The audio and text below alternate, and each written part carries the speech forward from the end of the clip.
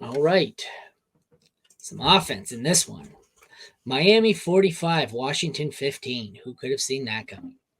Tua, 280 yards, 2 touchdowns. No surprise there. Sam Howell, 127 yards passing, 1 interception, a 2-point conversion.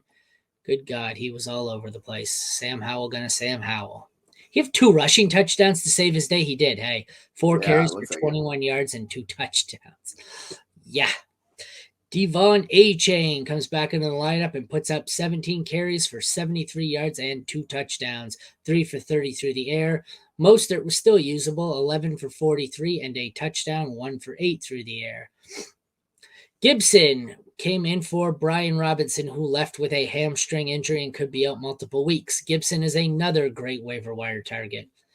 Robinson had 7 for 53. Gibson came in, went 10 for 35 and 4 for 37. So nothing great.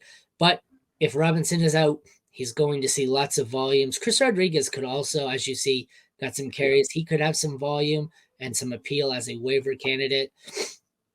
Tyreek Hill, good God. 5 for 157 and 2 touchdowns, both of which were over 50 yards. Just don't cover Tyreek, apparently. Just let him run wild. Good luck. Jalen Waddle, 5 for 52. Well, Jalen Waddle is being hurt by the fact that apparently nobody wants to cover Tyreek Hill, so it's hard for him to score when Tyreek has already scored.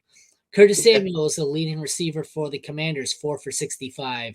Dotson, 2 for 23. McLaren without a catch on 3 targets. The tight ends all sucked. Not that you were starting. Well, I guess you could have been starting Logan Thomas. He was recorded without a catch, but got a 2-point conversion. Jason Sanders was decent. 1 for 1 on field goals, 6 for 6 on extra points. It's a lot of touchdowns. And the Miami defense was good. I expected them to be better in this matchup, but I guess 14.5 fantasy points. You can't hate that. Commanders put up negatives, but you weren't starting the Washington defense against the Miami offense. I don't think so, though. I would hope not, at least, right? Yeah, that Washington offense, man, what a zoo. Like, it's just the wildest experience with Sam Howell. Somehow, McLaurin doesn't get a catch. Curtis Samuel's the guy again. But, yeah, I think Robinson's going to be out, so that means basically Rodriguez is going to take the short yardage work and all of that stuff because that's what he is. He's kind of a grinder, so he'll have some work on that. And, yeah, Gibson's going to be there in pass catching. So, like, Gibson's going to be a guy to target for sure because he'll be good.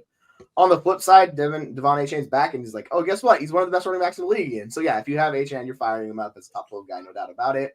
And, yeah, it's Tyreek, man. He's going to set the record for, like, receiving yards, just, like, he's just incredible. It's just wild to watch him just play offense because he's the best like, skill position player in the NFL. If you can't guard him, it's just a joy to watch. So, the flip side of, like, him versus McLaurin is pretty drastic, but, you know, it is what it is. One of these guys is just the best wide receiver in the NFL as far as I'm concerned. And it just every week it just blows up. It's just so offensive. Just love it.